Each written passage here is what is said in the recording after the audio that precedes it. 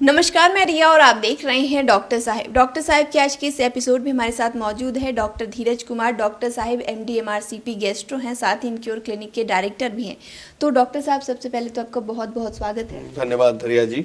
Doctor साहब, बहुत से लोगों का ये सवाल है कि जो फैटी लीवर की समस्या है, जो आजकल आम देखने को मिलती है, हर दूसरा तीसरा इंसान इससे प्रभावित है, तो क्या फैटी लीवर जो है कैंसर का कारण बन सकता है? हाँ, बहुत अच्छा प्रश्न है आपका। फैटी लीवर में बहुत लोग का ये प्रश्न होता है कि फैटी लीवर तो ये नॉर्मल चीज़ है कि आगे जाके कितना विकराल रूप ले सकता है कि डायरेक्ट कैंसर भी करा सकता है क्या। तो मैं बात करना चाहूँगा कि फैटी लीवर और कैंसर, पहले मैं कैंसर के बारे में बात करना चाहता हूँ। जो लीवर का कैंसर होता है वो ज़्यादातर 80 से 90% केस में ये सिरोटिक पेशेंट में होता है। मतलब पहले लीवर में सिरोसिस हो गया और सिरोसिस हो गया उसमें कैंसर डेवलप होने का चांस बढ़ जाता है। नॉर्मल लीवर में कैंसर होने का चांस कम होता है। तो सिरोसिस होने के बहुत सारे कारण है, उसमें एक कारण फैटी लीवर भी है जो नॉन एल्कोहलिक स्टीटोहेपेटाइटिस NAS में तब्दील होता है, वो सिरोसिस कराता है, सिरोसिस के बाद कैंसर हो सकता है। तो एक तो ये तरीका हो गया। दूसरा, एल्कोहल लेते हैं आप, एल्कोहल से सिरोसिस हुआ फिर कैंसर हो गया। हेपेटाइटिस बी है आपको, हेपेटाइटिस सी है आपको, सिरोसिस हुआ कैंसर हो गया।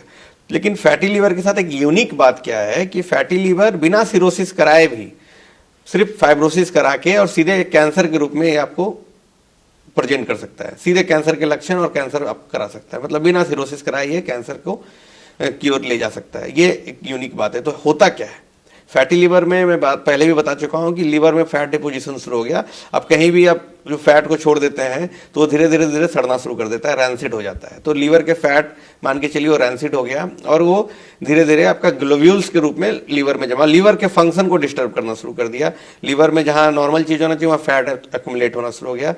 5% से ज्यादा ट्राइग्लिसराइड के एक्यूमुलेशन को हम लोग फैटी लीवर डिनोट कर देते हैं। और ये बहुत 30% 50% तक लीवर में फैट डिपोजिट हो रहा है, होते होते बढ़ते जा रहा है।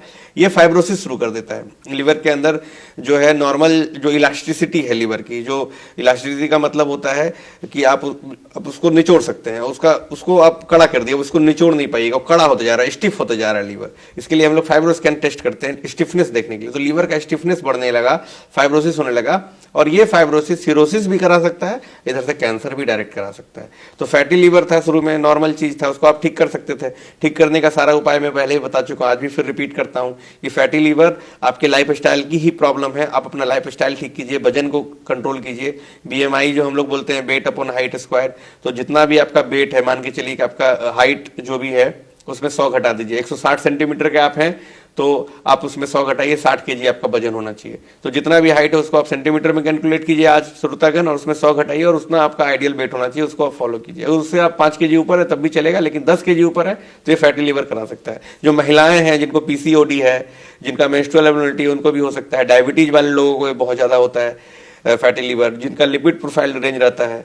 तो मोटापा के अलावा ये सब कारण भी हैं, हाइपरटेंशन, यूरिक एसिड, ये सब भी रहने से फैटी लीवर होता है। फैटी लीवर आपको हो गया तो आप अगर बाकी चीज को कंट्रोल करने लगते हैं तो फैटी लीवर अपने आप कंट्रोल होने लगता है। लेकिन अगर फैटी लीवर का स्टेज बढ़ चुका है, फाइब्रोस्कैन मैंने किया आपका, उसमें स्कोर जो है 8 के ऊपर आ रहा है, तो उसमें हम लोग दवाई देते हैं। वो दवाई देके उसके फाइब्रोसिस को कम करते हैं। उस स्टेज तक भी ठीक है, मैंने दवाई दी, आपका फाइब्रोसिस कम हो गया। आप उस स्टेज के बाद भी पहुंच गए, सिरोसिस वाले स्टेज में आ गए, तो वो डेंजर शुरू हो जाता है। वहां पे फिर दवाई बहुत काम नहीं करती है, वहां पे चीजें, दिक्कत जो है वो इरिवर्सिबल होने लगती है। तो आपके पास समय होता है, मैं कहूंगा 5 साल तक समय होता है, आप उसको कंट्रोल कर सकते हैं, उसको पता करके मिल सकते हैं। उसको पता करने का तरीका बहुत सिंपल है, एक ultrasound, basic ultrasound, liver function test, बहुत सिंपल।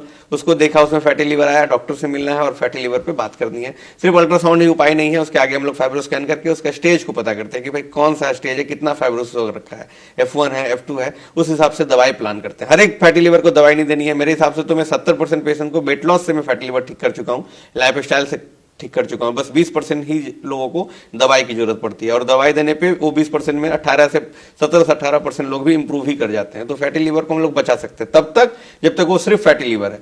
जैसे वो फाइब्रोसिस में चला गया, लेट स्टेज में सिरोसिस हो गया, कैंसर हो गया, तो फिर फैटी लीवर नहीं रहा, वो फिर विकराल रूप ले चुका है, उसका इलाज बदल गया, आपका जो लाइफ है वो कम हो गया, उसको ठीक करने का जो संभावना है वो भी बहुत कम हो गया। मान के चलिए अगर अभी 90% है तो वो घट के 5% हो जाएगा।